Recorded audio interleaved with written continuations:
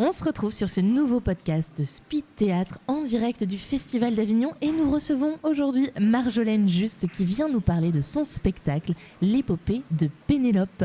Bonjour Marjolaine. Bonjour Marion. Comment ça va ? Ça va. Tu viens de sortir de scène ? Ouais, je sors de scène là. Ah ouais, donc bon, t'as donné pas mal d'énergie. Ah, beaucoup d'énergie, ouais. Eh ben écoute, je vais t'accompagner à puiser l'énergie restante pour pouvoir mettre en avant ce superbe spectacle. Tu es autrice, metteuse en scène, interprète aux côtés de Ophélia Barr et Christelle Galli pour le spectacle intitulé L'épopée de Pénélope qui se joue jusqu'au 21 juillet à 11h15 à l'Espace Alia, sauf lundi 15 juillet. C'est bien ça ? C'est ça, ouais, les relâches les lundis.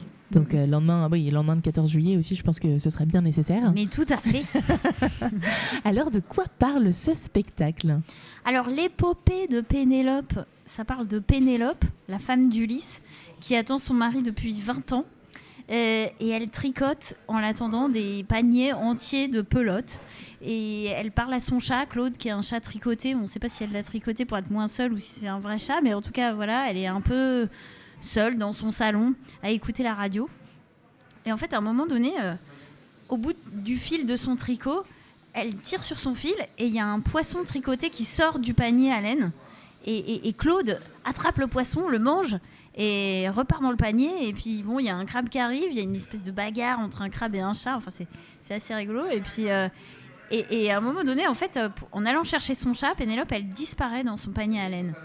Et quand elle réapparaît, elle est elle-même toute tricotée et son panier à laine est devenu une espèce de voilier parce qu'en fait, il y a la tapisserie du salon qui a fait des rouleaux, qui a englouti absolument tout le salon de la maison. Et voilà, elle est dans son petit panier et elle plante son tricot dedans, ça va devenir un voilier. Elle va vivre une odyssée avec tous les fondamentaux du mythe d'Ulysse, mais cette fois vu par Pénélope, qui est un personnage un peu décalé, un peu candide, qui est un peu enfermé aussi, mais qui va se retrouver, elle ne sait pas naviguer, donc il y a des situations quand même un petit peu burlesques, et voilà, c'est un spectacle qui est très surprenant, parce que c'est beaucoup de surprises, on va dire, et voilà, et en fait, tout ce spectacle est tricoté. Sacré voyage. Sacré voyage dans un univers complètement imaginaire, finalement. Eh ben oui, alors imaginaire, et en même temps, comment dire, à la fois c'est très concret, c'est-à-dire que le salon il est très concret, il y a ce passage de transformation, mais un peu comme dans les histoires où tout d'un coup soit on rentre dans la télé ou soit on passe par un tunnel, ou enfin ces moments d'un monde à un autre, en fait. Une vraie bascule qui se fait. Voilà, une bascule, exactement. Et là, tout devient différent pour le personnage. Alors au début, le personnage est très malmené, on va dire. Parce que c'est bien de malmener ces personnages. Enfin, j'aime bien pour s'identifier aussi à eux. Et voilà. Et en fait, il y a quelque chose de... Moi, j'aime bien mêler les choses assez concrètes et en même temps complètement... un peu onirique. Enfin, par exemple, la première personne qu'elle va rencontrer, elle voit une île et c'est un phare. Mais en fait, alors on voit un phare, mais en fait, c'est un cyclope. Et donc, voilà, tous ces personnages, j'aime bien les histoires quand il y a deux points de vue sur les choses. On peut imaginer qu'on peut avoir une version très concrète des choses, et en même temps, on peut avoir une version très imagée des choses. Voilà, c'est vrai que c'est le mythe de l'Odyssée, d'Ulysse, etc. Ça retrace des histoires avec des lieux, et c'est comme quand on voit des images dans les rochers et qu'on voit un Indien qui fume un calumet au milieu des rochers. Voilà, on va raconter une histoire avec ça. Mais est-ce que c'est vrai ? Est-ce que c'est l'histoire ? Est-ce que c'est... Voilà. Et moi, j'aime beaucoup jouer sur cette incertitude, cette incertitude, voilà, exactement. Ok, intéressant. Donc on peut basculer de l'un à l'autre. Très bien. Comment est né ce spectacle ? Alors, ce spectacle est né parce que, justement, j'aimais beaucoup l'histoire de l'Odyssée, pour plusieurs raisons. Pour la forme et le fond. Dans la forme... J'aime bien cette histoire qui ressemble, qui a un cadre narratif, on va dire un petit peu comme les 1001 nuits, où il y a quelqu'un qui raconte des histoires, voilà. Et puis à l'intérieur de cette histoire, il y a plusieurs histoires. Et ces histoires, on peut en enlever, en retirer, en rajouter. Enfin, ce serait la poupée russe des histoires. C'est des espèces d'accordéons d'histoires. Et dans l'Odyssée, il y a ça. C'est-à-dire que le cadre, c'est Ulysse qui cherche à rentrer chez lui, mais à l'intérieur de ça, il s'arrête à chaque fois sur des îles, c'est ce qu'on appelle des escales, et il va lui arriver à chaque fois des choses, des aventures. Et on se rend compte qu'à chaque fois, ça parle d'hospitalité. C'est-à-dire que chaque créature qu'il va rencontrer veut soit le manger, soit le tuer, soit l'emprisonner en fait. C'est-à-dire que même quand il est chez Calypso, alors c'est une femme sublime et magnifique et avec qui il va avoir une grande histoire d'amour, mais elle veut le garder en fait. Et ça pendant 10 ans. Enfin, et du coup, on se rend compte que la règle de l'hospitalité n'est pas respectée. Et c'est à se demander si la règle de l'hospitalité, elle n'est pas justement humaine. Et qu'elle n'est pas propre aux humains. Et moi, ça m'intéresse beaucoup, cette chose-là, aujourd'hui, ce que ça veut dire aujourd'hui sur les mers aussi, aujourd'hui. Voilà. Qu'est-ce que nous, humains, on a la capacité de faire pour accueillir les gens. Et je trouve que... il y avait... j'ai perdu le fil, je suis désolée là. Alors c'est drôle pour un spectacle qui justement dont le fil conducteur est cette pelote de laine. Ma question. Le fil est coupé. Il y a un trou dans le tricot là. Exactement. Non mais parce que c'est vrai que en même temps c'est une façon aussi, ce que j'appelle de raccommoder la mer à ma manière, parce que si vous voulez le fait d'avoir pris le point de vue de Pénélope, et je peux vous expliquer pourquoi. Mais ça a basculé l'histoire et ça l'a décalé et ça a permis aussi de raconter autre chose, enfin des choses de ce qui se passe aujourd'hui sur les mers, voilà. Et sur les mers et pas que, parce que finalement l'hospitalité étant quelque chose qui touche bien au-delà. Oui, bien sûr. Mers. Et c'est cette règle que l'hospitalité, et c'est raconté aussi dans l'Odyssée, c'est que on doit accueillir quelqu'un. L'accueillir, ça veut dire lui donner un toit, le sécher, lui donner à manger, le laver, avant même de lui demander son nom. Donc, et après seulement, quand il est prêt, il peut raconter son histoire. Voilà. Et moi, ça m'intéressait beaucoup, ça. Et donc ça, c'est dans le fond.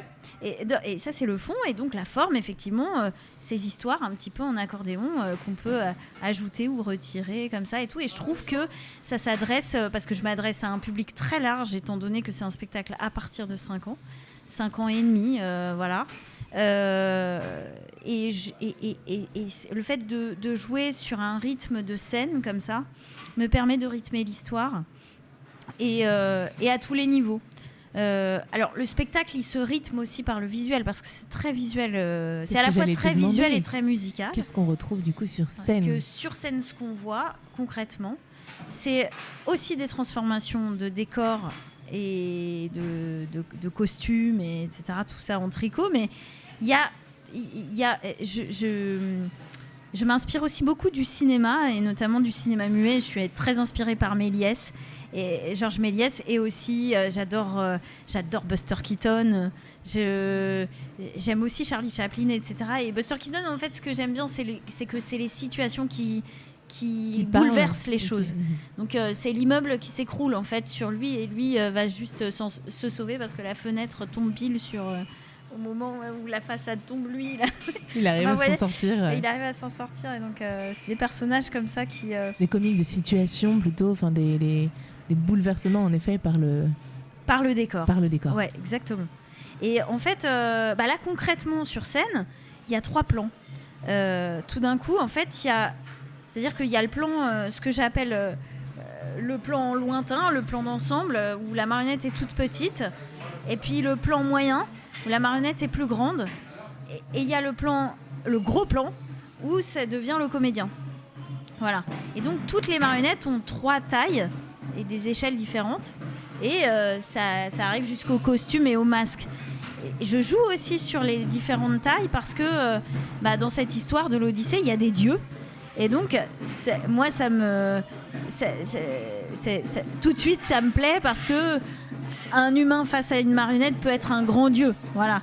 Et donc, il y a un rapport de pouvoir qui se fait par la taille et qui est intéressante, en fait. Voilà. Il y a vraiment une notion de perspective, en fait, finalement, dans ce spectacle. C'est ça, ouais, exactement. Il y a de la perspective et puis il y a des cadrages, quoi. Voilà. Et tout ça, c'est en direct. Donc, ça joue sur le regard du spectateur qui, lui, doit... Enfin, comment dire... J'ai l'impression, c'est une petite phrase que j'aime bien dire, c'est rendre le spectateur intelligent. C'est-à-dire que à la fois, c'est une grande surprise et à la fois, c'est une évidence. Voilà. Il doit faire ce travail aussi de compréhension et Exactement. de changer un peu son prisme et son regard. Ouais, et ça joue sur les codes. On installe des codes comme ça d'échelle et puis après, on peut jouer avec, quoi. Super intéressant. Et après, quand c'est bien installé, en fait, tous les coups sont permis. Voilà. Et comment cette thématique t'est venue, l'univers un peu de la mer, du voyage est-ce qu'il y a une inspiration particulière qui t'a Oui, alors il y a une jusque-là inspiration, on va dire que, ouais, comme je disais, j'aimais l'Odyssée d'Ulysse. Alors on a l'ambiance du festival d'Avignon que l'on entend en arrière-plan, en arrière-fond. Donc oui, on disait comment tu as été, qu'est-ce qui t'a inspiré? Alors moi, ce qui m'a inspiré concrètement, c'est par rapport à l'Odyssée d'Ulysse, c'est que en fait, ce qui s'est passé, c'est que il y a eu le Covid et moi, j'avais très envie de raconter l'Odyssée d'Ulysse et à un moment donné, en fait, avec ce Covid, je me suis mise à tricoter. J'étais un peu seule dans mon appartement avec mon enfant qui avait 5 ans et demi. Et c'était pas si facile d'avoir un enfant dans un appartement qui a 5 ans et demi. Alors je tricotais et puis en fait on a regardé, on a suivi, on habite en Bretagne, c'est assez suivi, c'est la course du Vendée Globe. D'accord. Et voilà, et en fait mon fils, lui, il était passionné par cette course. Donc on regardait toutes les vidéos des navigateurs qui partent en mer pendant 3 mois et qui ne s'arrêtent pas. C'est sans escale, pour le coup, sans escale et sans assistance. Et en fait, chaque jour, il y avait les vidéos, on voyait leur trajet. Et là, du coup, on voyait des gens pleurer leur mère au bout du monde en passant le Cap Horn. Et nous, on était sur le canapé en train de manger du chocolat avec mon fils. Et lui, il avait refait tout ce périple avec des petits bateaux qu'il avait pliés avec du papier. Et tout le salon était devenu en fait un monde entier avec des océans et le fauteuil était devenu le Cap Horn. Il y avait les Asturies par là-bas. Il y avait un petit peu comme Pénélope quand elle plonge dans ce monde-là et que finalement. C'était un monde. Vous savez, c'est un monde entier dans un salon, quoi. Et moi, ça m'intéresse beaucoup. Et c'est vrai que j'ai un père qui est marionnettiste aussi. Il dit une chose. Et je ne sais pas si c'est sa phrase à lui ou s'il l'a récupérée de quelqu'un, mais j'aime cette phrase. Et on dit que quand on ne sait plus qui l'a dit, elle est vraie. Mais cette phrase dit « Le marionnettiste, c'est celui qui tient le monde dans le creux de sa main. » C'est beau. Je trouve que ça j'adore cette phrase. Et génial. C'est un peu ma conviction et je trouve que oui, c'est un univers en fait. On part vers un univers. Et en fait, le truc, c'est que voilà, alors ce qui s'est passé donc avec ces histoires de Vendée Globe, etc., c'est que pour faire plaisir à mon fils, à un moment donné, j'ai décidé d'aller voir l'arrivée d'un navigateur. Et donc, alors c'était un petit peu compliqué avec toutes les attestations et tout ça, fallait trouver exactement le moment entre midi et 2, donc en Vendée, au Sables d'Olonne, etc. Et c'est tombé en fait sur une navigatrice qui, elle, au final, arrivait hors course parce qu'elle avait abandonné, parce qu'elle avait dû réparer son bateau, sa quille était tombée et donc elle s'est arrêtée pour réparer son bateau et elle fait partie des très très rares concurrents qui ont repris la mer pour arriver jusqu'à l'arrivée. Et seules, finalement, les femmes ont fait ça. Il n'y a aucun homme. Seule elle persévère. Seules ces femmes, il y en a plusieurs qui ont repris leur bateau alors qu'elles avaient abandonné. Et en fait, c'était que des femmes qui faisaient ça. Et en fait, le fait de voir cette petite nana qui avait je l'appelle petite nana, mais je me reconnais tellement parce qu'en fait, elle mesure 1m53 et c'est ma taille. Et elle était sur son rafio là, de 30 mètres de haut. Un IMOCA, c'est 30 mètres de haut, ça représente énorme. 10 étages. Et le fait de la voir sous le soleil de midi, comme ça, arriver, je crois que c'était en plein mois de mars ou quelque chose comme ça, et dans le chenal comme ça du Sable d'Olonne, ça m'a mis une émotion en fait incroyable. Et je me suis reconnue et surtout je me suis dit mais merci d'avoir des gens comme ça qui sont petits et qui sont tellement inspirants et qui nous autorisent à faire de grandes choses. Et donc je me suis dit mais c'est pas Ulysse qui doit partir, bien sûr c'est Pénélope.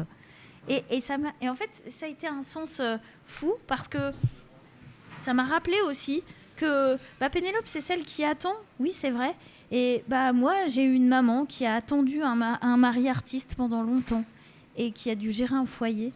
Et j'ai eu une grand-mère aussi qui a dû gérer un foyer toute sa vie parce que son mari était marin et qui attendait.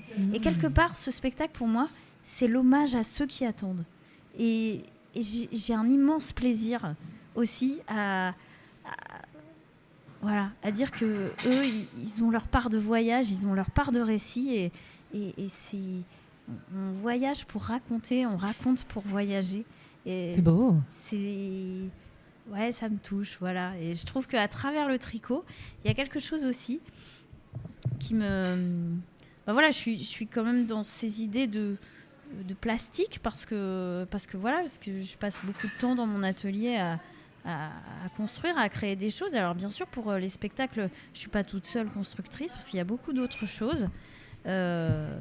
Mais je trouve que les tricots, ça m'a rappelé aussi ma grand-mère, le fait qu'elle m'ait appris à tricoter. Et en fait, ma grand-mère, c'est quelqu'un qui disait « Ah, si les tricots savaient parler ». Et en fait, j'ai toujours imaginé que si on défaisait tous ces tricots, il y avait peut-être toutes ces pensées, ces frustrations, ces désirs, peut-être ces colères aussi, qui allaient s'envoler. Et du coup, il y a quelque chose dans le tricot qui paraît un peu désuet comme ça, à premier abord. Et c'est pour ça que le spectacle montre, d'une certaine manière, montre cette image d'une femme qui tricote dans son foyer et qui est un petit peu, on pourrait dire... un petit peu vieille fille avec son chat. Exactement. Et ça change un peu ce regard vieillot sur le tricot. C'est ça, c'est que ça casse un peu les codes. C'est que c'est finalement grâce à son tricot qu'elle va réussir à s'émanciper en vrai. Parce que il y a des gens... en fait, j'étais très contente de découvrir un livre d'une Italienne. Oh pardon, je me souviens plus son nom, mais j'ai lu son livre et c'était merveilleux parce qu'en fait, elle raconte comment le tricot, l'histoire du tricot représente un peu l'histoire des femmes et notamment des femmes un peu révolutionnaires en fait. C'est-à-dire qu'au départ, on peut comme ça recréer. Elle a retrouvé par exemple le fait que les tricoteuses étaient là pour tricoter des bonnets phrygiens pendant la Révolution parce qu'elles s'étaient fait écarter du pouvoir par les hommes et finalement elles se sont mises à tricoter sur la place de la République, à regarder tomber les têtes et à donner des bonnets phrygiens aux gens, des bonnets qu'elles tricotaient. Le tricot, plus qu'une passion comme ça ou plus qu'une occupation qui peut paraître désuète, a été un symbole fort et un outil fort même dans l'histoire, dans la politique, dans l'histoire, la construction de certains pays. Oui, en fait, je savais pas tout ça, mais ça m'a ouvert à ça et je me reconnaissais aussi un peu. En fait, je trouvais que, par exemple, oui, il y a eu sous le régime nazi, il y avait des tricoteuses qui se postaient autour des gares et qui codaient leurs tricots pour les donner à des espions voilà. Il y a eu d'autres. Et puis après, il y a toutes les années 70 avec tricote-toi ton bikini pour libérer ton corps. Enfin, en fait, on peut aussi voir les choses d'une autre manière à travers le tricot. Et c'est aussi, et d'ailleurs, là, nous, on a été très, très, très touchés. Et encore merci tellement à toutes ces associations de tricoteuses. Parce que figurez-vous qu'en fait, moi, j'ai eu cette idée un peu démesurée de tricoter tous les tracts du spectacle. Tricotracts. On appelle ça des tricotracts. C'est génial. Et en fait, on a fait appel à des réseaux de tricoteuses qui ont une générosité, et parce que le tricot, c'est du don, en fait. On tricote pour quelqu'un. On tricote pas comme ça. C'est vrai, souvent c'est les mamies, les tantes qui tricotent pour la naissance de la nièce, du neveu, du petit-fils, de la petite fille.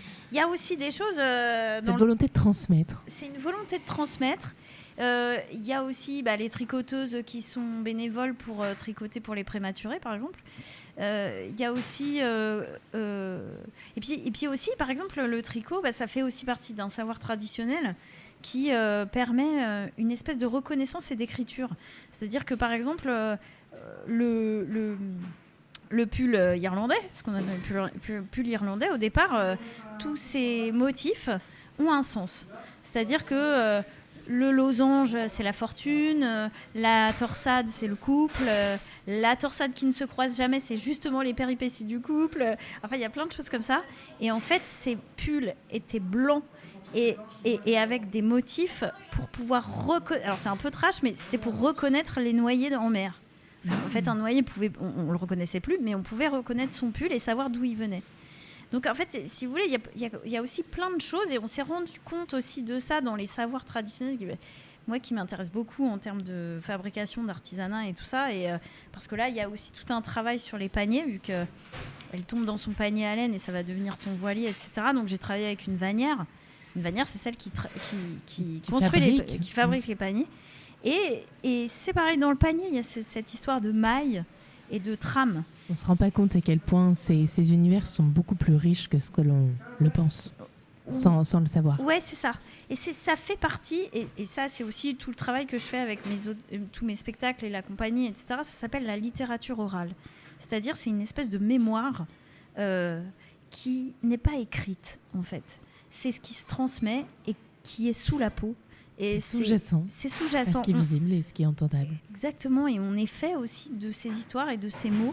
Et à un moment donné, tous ces savoirs-là nous aident aussi à transmettre, à vivre et à raconter des histoires.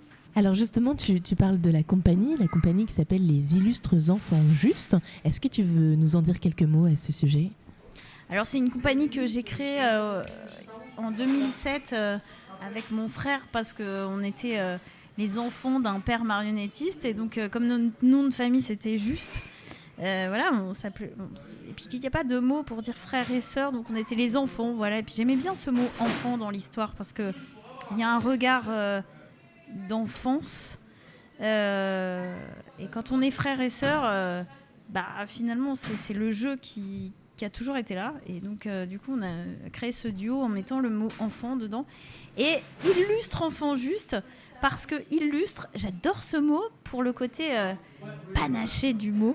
Je trouve qu'il a de la classe, et il a un côté à la fois désuet, mais tellement avec un petit côté spectaculaire. Et puis surtout, c'est aussi un hommage à Molière, ce qui s'appelait l'illustre théâtre. Et donc, voilà. Moi, illustre, ça me fait aussi penser à l'illustration, et l'illustration par l'imaginaire, par la marionnette, par le fait de mettre en objet, mettre en scène. C'est vrai. Tout ce qu'on peut raconter. Voilà. Il y a un double sens. Ouais, c'est vrai. En tout cas, voilà, les illustres enfants justes. C'est un petit peu long à prononcer, mais en même temps, on prend son temps pour le dire, et pourquoi pas. Et pourquoi pas, tout à fait. Alors, est-ce que tu veux justement nous dire un dernier, ou même plusieurs, pourquoi pas, un petit mot, pour inviter nos auditeurs à venir découvrir ton spectacle ? Eh bien, c'est un spectacle surprenant, je pense, à la fois parce qu'il est pluridisciplinaire, parce qu'il mêle à la fois ce côté de construction, d'artisanat, et en même temps de jeu, de chant à 3 voix. Parce que c'est 3 femmes qui vous racontent cette histoire avec 3 voix. Et d'accordéon, parce qu'il y a beaucoup de chansons aussi dedans. Et de marionnettes, de décors, d'une scénographie un peu délirante. Et du coup, mais c'est une énergie de nous 3, ces 3 femmes qui allons raconter des histoires avec de la laine et du tricot. Et en même temps, on s'amuse beaucoup à le faire. Et on a une vraie complicité de jeu avec mes chers collègues, et je les remercie tellement de de partir toujours avec moi dans mes délires. Merci. Merci beaucoup Marjolaine, c'était super. Merci pour ce partage. Pour rappel, ton spectacle L'épopée de Pénélope se joue jusqu'au 21 juillet à 11h15 à l'espace Alia, sauf les lundis. C'est bien ça ? Oui, c'est ça. Bon, alors chers auditeurs, foncez, prenez votre ticket si ce n'est pas déjà fait pour aller découvrir ce superbe univers. On se retrouve très vite sur les podcasts de Speed Théâtre. À bientôt. Merci Marion, merci. Avec plaisir.